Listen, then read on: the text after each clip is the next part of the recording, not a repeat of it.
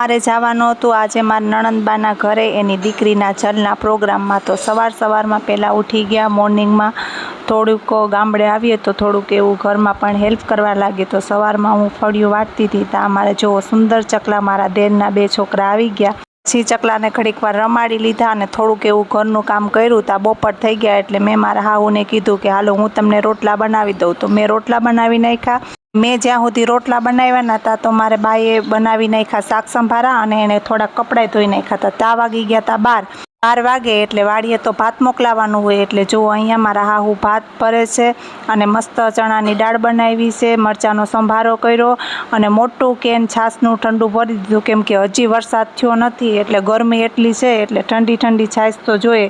તો જો અહીંયા મારા હાહુએ ભતારિયામાં રોટલા ભરી દીધા। પછી રોંઢો થઈ ગયો એટલે અમે મસ્ત નાહી ધોઈ તૈયાર થઈ અને અમે નીકળી ગયા મારા નણંદને ગામડે જવા માટે। તો જુઓ અહીંયા મારા દેરનો દીકરો છે, યુગ છે, મારા સાસુ છે અને તો અમે મસ્ત તૈયાર થઈ અને નીકળી ગયા એના ગામ તરફ। વાદળછાયું વાતાવરણ છે પણ વરસાદ આવવાનું નામ લેતો નથી, પણ અમે એની ઘરે પહોંચી ગયા। તો જુઓ અહીંયા ક્યુટ એવી ગુડિયા અમારું વેલકમ કરવા ઊભી હતી અને પછી અમે ચા પાણી પીધું અને ત્યાં જલનો પ્રોગ્રામ હતો તો થોડુંક એવું ડેકોરેશન કરવાનું હતું। તો જુઓ અહીંયા અમારી બેનડિયું ડેકોરેશન કરે તો મેં કીધું કે હાલો આપણે થોડીક હેલ્પ કરવા લાગીએ અને પછી આપણે હેલ્પ કરવા બેસી ગયા। હા, હજી સુધી તમે મારી ચેનલ સબસ્ક્રાઈબ ન કરી હોય તો ચેનલ સબસ્ક્રાઈબ કરી દેજો, વિડીયોને લાઇક કરજો અને શેર કરી દેજો। એટલે સાંજનું ટાણું થઈ ગયું હતું, કાલે જલનો પ્રોગ્રામ હતો તો અમે બધા જમી અને પછી કાલે